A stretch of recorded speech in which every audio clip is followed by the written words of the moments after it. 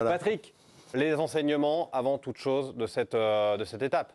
Déjà, scénario prévu. On attendait un sprint, on l'a eu. On n'a même eu aucune échappée, quasiment. Si, une de Thomas Gachignard, mais c'est pas non plus, je dirais, c'est pas non plus ce qu'on va retenir, évidemment. J'en profite d'ailleurs pour dire qu'il y a, depuis le Covid, c'est vraiment la fin des échappées publicitaires. C'est-à-dire que maintenant, on ne s'embête plus à partir dans des échappées quand on sait qu'elles vont être reprises. On n'essaye même pas, ça crée de l'ennui peut-être pour le spectateur, sûrement même, mais c'est aussi une logique très pragmatique, où seul le résultat compte. Et de toute façon, une échappée serait partie, il y aurait plus de volontaires que jadis pour aller la rechercher, parce que toutes les équipes, même celles qui font 2 ou 3, seront quand même motivées pour courir derrière les baroudeurs. On va revenir sur cette étape. Avant cela, on va aller voir Claire Bricogne. Claire Bricogne qui est en direct du paddock du Tour de France. Claire, il y a eu un événement majeur dans cette course. C'est la chute de l'Érythréen Binyam Girmay, qui est forcément un événement. D'abord parce qu'il avait remporté des étapes. Deuxièmement parce qu'il avait aussi acquis la sympathie, on va dire, de toute la cohorte qui suit le Tour de France et des coureurs eux-mêmes. C'est là aussi un des événements à retenir. Ouais, je voulais surtout vous raconter la suite parce que Binyam Girmay, il porte le maillot vert, vous le savez, il a passé la ligne avec, alors difficulté, je ne sais pas, mais en tout cas, il a vraiment pris le temps de la passer entouré de ses coéquipiers. Et moi, je vais essayer de vous montrer, au bout de cette ligne, vous avez le podium, en fait, qui est juste au bout. Il est quand même monté sur le podium, il a fait cette partie-là de la cérémonie protocolaire.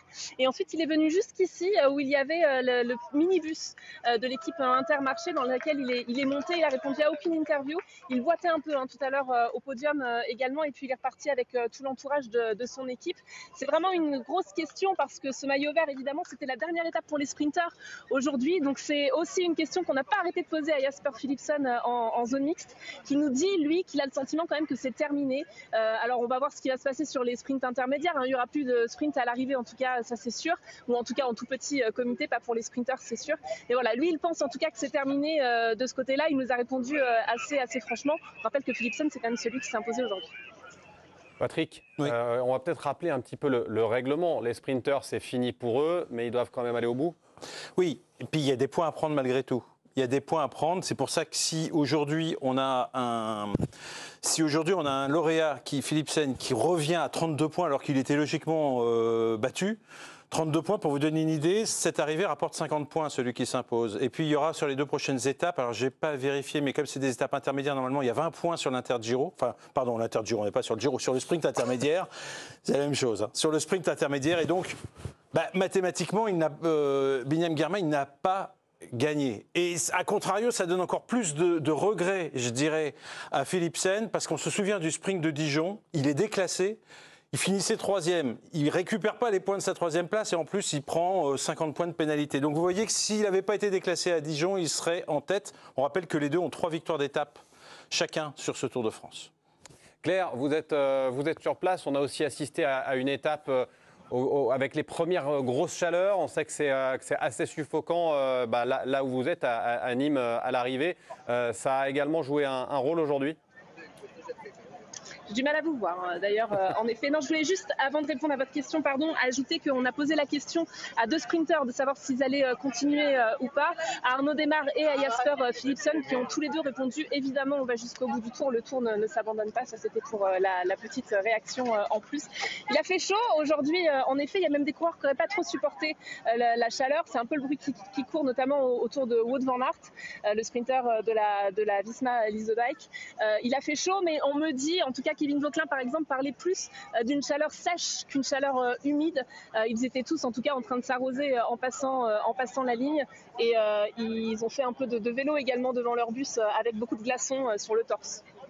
Patrick, cette donnée de la chaleur avant d'attaquer les Alpes, on a le sentiment que c'est logique, c'est le Tour de France, c'est en été, il fait chaud, mais que sur ce tour jusqu'à présent, la météo n'était pas tellement au rendez-vous, pas toujours. Oui, les premières chaleurs ont cassé les jambes un peu. C'est pas un cadeau parce que là aujourd'hui il faisait chaud. Alors je ne sais pas si les conditions météo vont changer par rapport à ce que j'ai regardé moi ce matin, mais on annonçait quand même qu'aujourd'hui ce serait probablement la journée la plus chaude des journées qui viennent, mais on sera quand même à 30 degrés.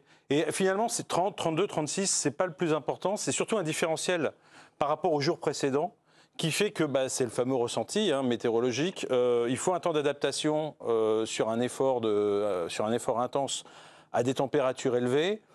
Et quand on a pris le départ d'un Tour de France avec déjà des températures estivales, le problème est moins prégnant que lorsque l'on découvre cette grosse chaleur au moment, en 3e semaine, où les organismes sont déjà fatigués. On risque de beaucoup boire, risque de dysenterie, etc. Enfin, je ne veux pas faire le médecin parce que je ne suis pas du tout médecin, mais on a vu dans le passé quand même souvent des incidents comme ça quand il y a des grandes variations climatiques. Et Patrick, on en a pris l'habitude. Après chaque étape, vous retenez une image. Aujourd'hui, évidemment, il y a eu la victoire de Jasper Philipsen pour ceux qui nous rejoignent, mais il y a eu cette chute qu'on va revoir, celle de Binyam Girmay. Alors, on ne va pas voir grand-chose, à vrai dire, mais il faut quand même le voir. Voilà, oui, je suis désolé. C'est pour ça qu'on a retenu cette image. Regardez, mais quand même, le rond-point, c'est une chute dans un rond-point, le dernier rond-point, et c'est un rond-point qui était piège. Il a l'air large, comme ça, mais en fait, il était assez resserré sur la fin. C'est arrivé super vite, il est tombé. Et regardez, vous n'avez peut-être pas vu, alors c'est compliqué, mais il y a surtout ces poignées de frein qui se sont brisés dans cette chute. C'est pour ça qu'il avait 2 équipiers, l'un de chaque côté.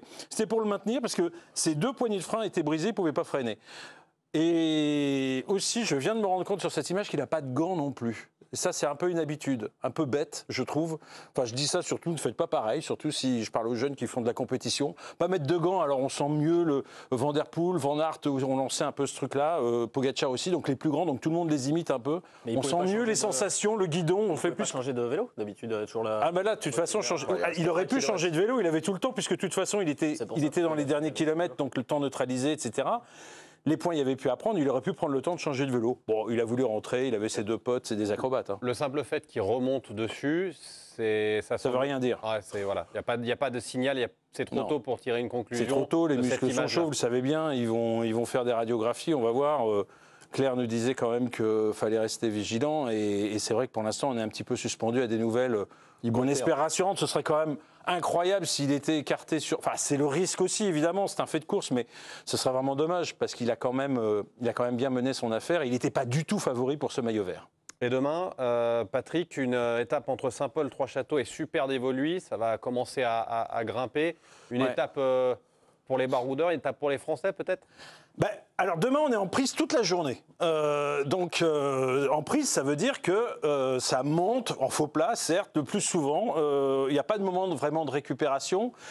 Et on se disait en tout cas que c'était une étape pour baroudeur, parce que c'est pas une étape pour Vingegaard, a priori. Enfin, il faut toujours être prudent avec Vingegaard et avec bien sûr Pogacar. Regardez, c'est quand même assez. Bon, c'est pas n'importe quoi. Le col du Noyer, c'est pas très long, c'est pas des cols très longs. Mais vous voyez qu'il n'y a pas vraiment de descente derrière, c'est pas long. Oui, c'est pour baroudeur. Mais regardez aussi ce point vert, ce sprint intermédiaire par rapport à ce qu'on a dit tout à l'heure. Si jamais Philipsen a envie d'aller faire les points, que Girmay est toujours en course, on risque de bloquer la course jusqu'à ce sprint intermédiaire. Je leur souhaite bon courage parce que quand les échappés ont envie de sortir, il faut quand même aller les rattraper. Voilà, ça donne un peu d'incertitude finalement au scénario de l'étape de demain, et je pourrais rajouter aussi celle d'après-demain qui sera également en moyenne montagne, des étapes très intéressantes en direction après-demain de Barcelonnette. Claire Bricogne, vous êtes toujours au cœur du réacteur, là, tout proche du paddock de ce Tour de France. Quant à l'étape de demain, l'idée d'un baroudeur, pour l'instant ça a plutôt réussi aux coureurs français. Est-ce que vous avez pu glaner quelques sensations, quelques infos ? C'est pas une colère qui monte, mais c'est vrai que les coureurs commencent à manifester de plus en plus finalement leur frustration de ne pas jouer vraiment les victoires en échappée sur ce tour. Et ils espèrent beaucoup de cette 3e semaine en tout cas. Enfin, c'est vraiment collectivement ce qu'on entend de plus en plus. C'était pas forcément le cas au milieu de semaine dernière, et puis là, de plus en plus, on entend ça. Donc voilà, faut vraiment... à mon avis, il va vraiment y avoir une grosse bagarre pour prendre les échappées ces 2 prochains jours, parce qu'il y a vraiment des coureurs qui ont faim. Merci beaucoup Claire, merci de nous avoir fait vivre ces instants-là tout proche de l'arrivée. On est vraiment dedans, c'est particulièrement riche et agréable pour cette émission. Patrick, vous voulez rajouter quelque chose ? Juste un petit mot. On est quand même favoris demain, nous les Français. Pourquoi ? Parce que des échappées de baroudeurs, comme Claire l'a dit, on en manque. Il y en a eu 3. Et à chaque fois, c'est un Français qui s'est imposé. Donc demain, s'il y a une échappée de baroudeurs, restez devant votre poste de télévision.